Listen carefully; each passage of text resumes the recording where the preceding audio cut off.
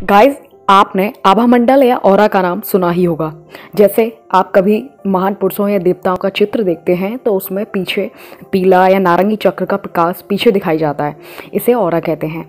आज वीडियो में जानने वाले हैं कि ऑरा कैसे बनता है, ऑरा को कैसे बढ़ाया जा सकता है और किसका ऑरा कितना होता है। ऑरा के बारे में एक चीज़ बहुत इंपॉर्टेंट है कि ये घटता बढ़ता रहता है। तो ये सब जानने वाले हैं।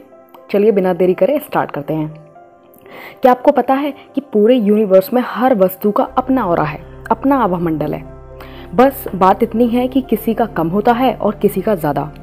सनातन धर्म में शुरू से ही जिन फूलों वृक्षों का जिक्र है उनका नेचुरली ऑरा बहुत ज़्यादा होता है गाइस। इसीलिए वो आपने देखा होगा हवन में, है ना, जिस तरह की हमारे यहाँ पूजा होती है उनमें तरह तरह के पुष्प, वृक्ष की पत्तियाँ, ये सब इस्तेमाल की जाती हैं। जैसे कुछ मैं आपको बता देती हूँ कि किन किन का जो हमारे आज भी इस्तेमाल होता है उनका ऑरा कितना होता है। जैसे तुलसी का ऑरा 6 से 11 मीटर तक का होता है और ये अपने आप में बहुत ज़्यादा ऑरा है। इसीलिए आपने देखा होगा भारत में तो हर घर में कोई ऐसा घर होता होगा जिसमें ना तो हर घर में तुलसी की पूजा होती है और तुलसी का वृक्ष भी आपको हर घर में मिलेगा।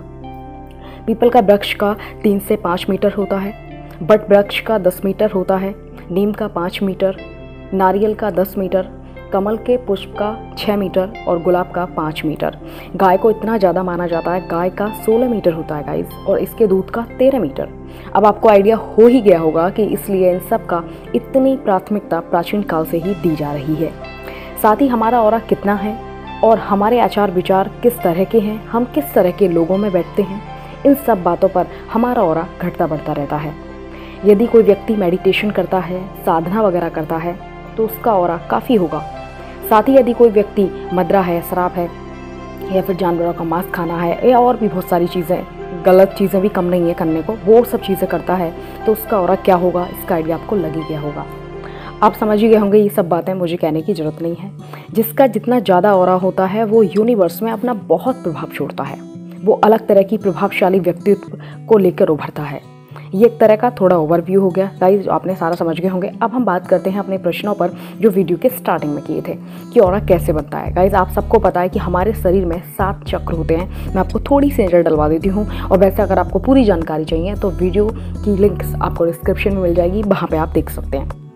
नीचे से चलते हैं। सबसे नीचे मूलाधार होता है, फिर इसके ऊपर स्वादिष्ठान, फिर इसको नाभि चक्र यानी कि मणिपूरक चक्र, हृदय में हमारा अनाहत चक्र होता है, गले में विशुद्धि चक्र होता है और दोनों बाहों के बीच में आज्ञा चक्र होता है और सबसे ऊपर टॉप पर जहाँ लोग चोटी वगैरह छोड़ देते हैं वहाँ पर सहस्त्रार्थ यानी कि हमारा, इसको हम क्राउन चक्र भी कह सकते हैं या ब्रह्म चक्र भी कह सकते हैं। तो आपको थोड़ा सा आइडिया हो गया होगा। ठीक है, आगे बढ़ते हैं। तो यहाँ से ये जो 7 चक्र होते हैं इनके अपने कलर्स होते हैं, हमने इस पर भी वीडियो बनाई है। तो इनसे जैसे जैसे कोई व्यक्ति इन चक्रों पर साधना को साधता है, मेडिटेशन करता है, तो इनसे उतना ही ज़्यादा हमारे चारों तरफ बनता है, उसी को हम ऑरा कहते हैं। ठीक है, अगर कोई साधना भी इन पे ज़्यादा ना करे लेकिन सिंपल तौर पे भी अगर वो मेडिटेशन करता है तब भी अच्छा खासा ऑरा उसका रहता है। ठीक है, और जिसका जितना ऑरा होता है गाइस, ये भी बात याद रखिए, उसको नेगेटिव ऊर्जाएं जल्दी प्रभाव में नहीं लेती। जैसे आपने देखा होगा कि कोई व्यक्ति नॉर्मल मेंटली रूप से भी उसकी तबीयत ख़राब है, उसको कोई प्रॉब्लम है तो बहुत जल्दी उसको प्रॉब्लम्स हो जाती हैं, सपने आने लगते हैं, उल्टे सीधे डर जाता है। तो ये सब